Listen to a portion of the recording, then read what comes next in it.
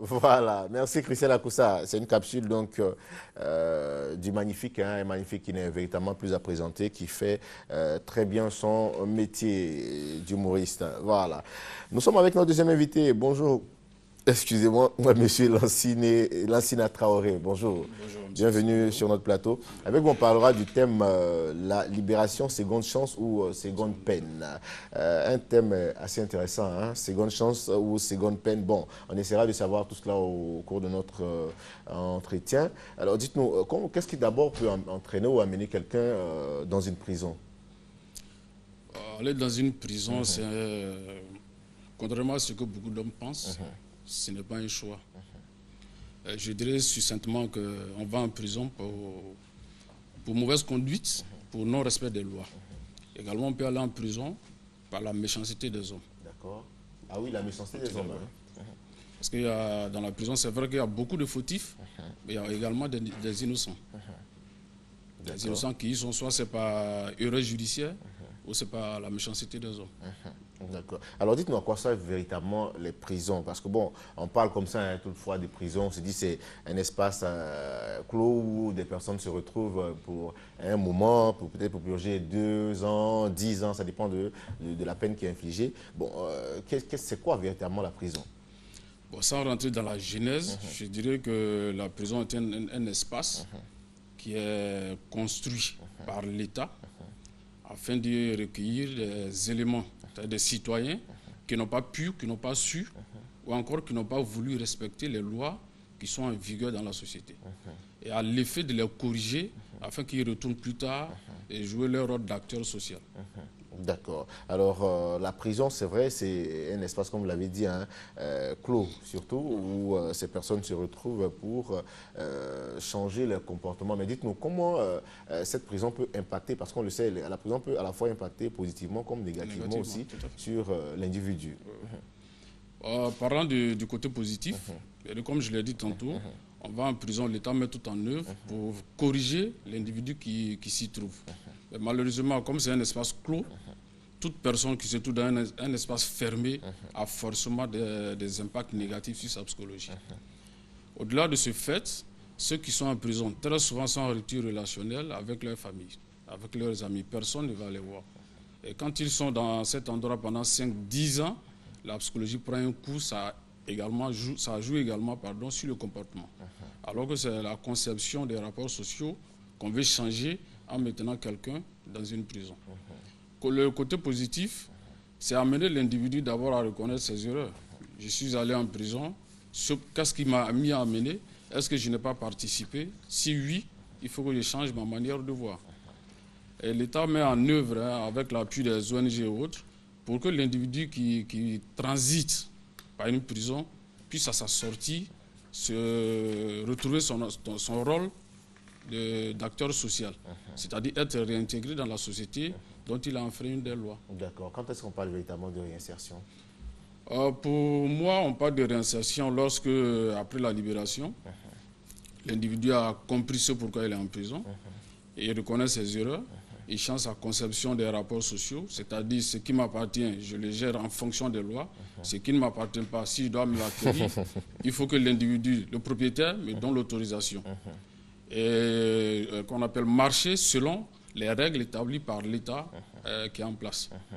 Et en plus de cela, l'individu qui sort, il faut qu'il soit réadapté familialement. Si sa famille l'accueille et qu'il arrive au niveau communautaire à renouer ses anciens contacts, à contacter d'autres relations et ensuite à travailler, à exercer un métier honnête. Avant de parler en tout cas de la sortie de prison, hein, de cette réinsertion hors prison, post-prison, donc il est important de savoir que la réinsertion se prépare aussi au sein même de cette prison-là, avant que l'individu ne sorte. Hein.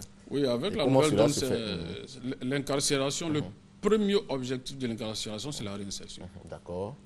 Ce qui fait que Ah, l'individu d'accord. qui va en prison, dès son premier jour, il doit être pris en charge pour préparer cette réinsertion. D'accord. Donc la réinsertion post-prison se prépare dès la mise sous mandat de dépôt. C'est-à-dire le premier jour où on a accès à une prison, on est pris en charge pour que la sortie soit beaucoup plus facile. Et comment se fait cette préparation-là au sein de la prison? Il y a des dispositions étatiques qui sont prises.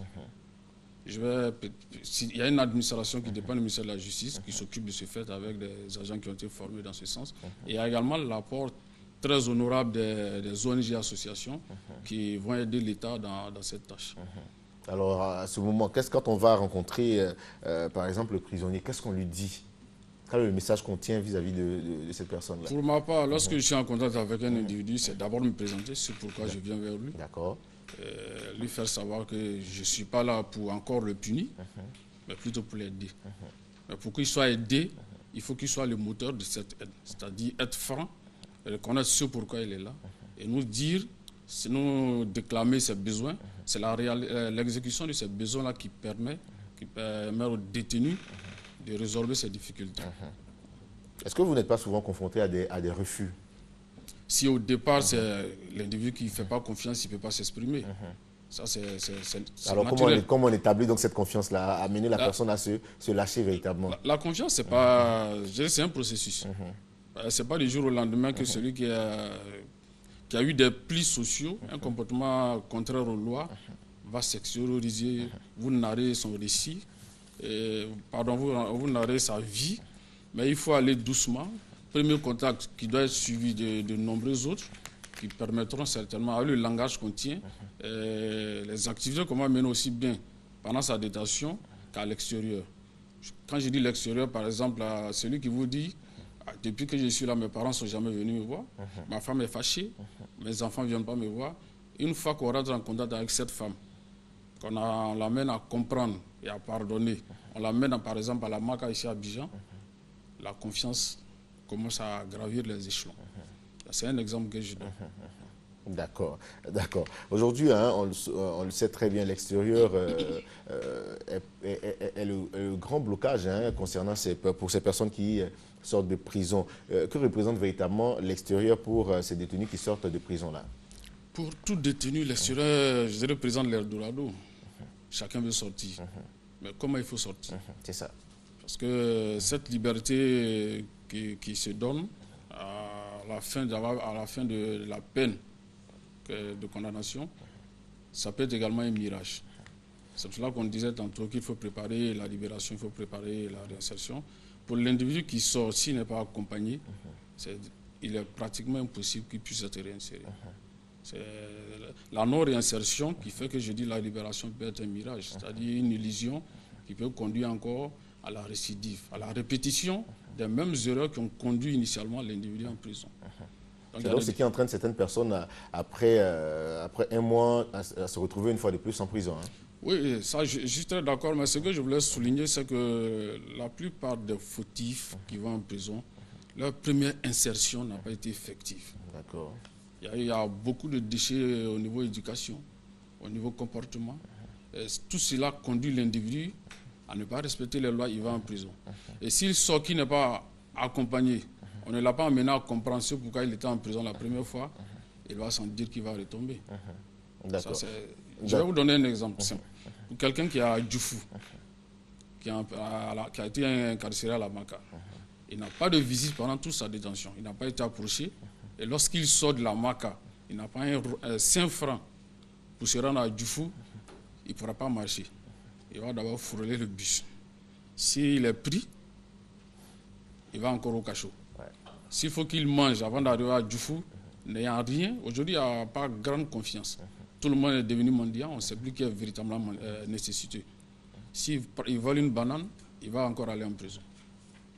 D'accord, d'accord. En tout cas, c'est vraiment intéressant. Alors, parlons maintenant toujours de la sortie de prison. Quelle méthodologie pour se faire accepter ou quelles sont les premières actions à poser?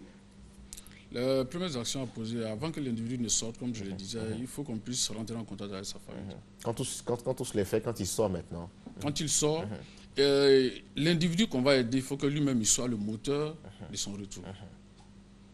Il doit poser des actes en conformité avec les lois. D'accord. Il ne sera pas accepté, ce n'est pas du jour au lendemain. Parce que quand il est parti, il y a de nouvelles relations qui se sont tissées. C'est ça. La place qu'il occupait est partie. Il n'a pas le droit de chercher à s'imposer.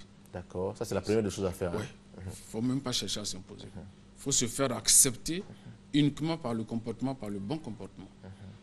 Quand on va chercher à ne pas comprendre les autres, parce que la place que j'occupais n'existe plus, je vais m'imposer, c'est des confrontations, c'est des palabres, on peut retourner.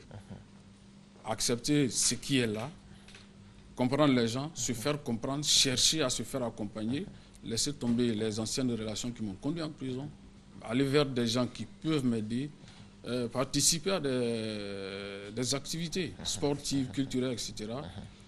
En somme, dire que l'individu doit montrer qu'il a véritablement changé. Cela ne passe que par le comportement, par les actes qu'on pose.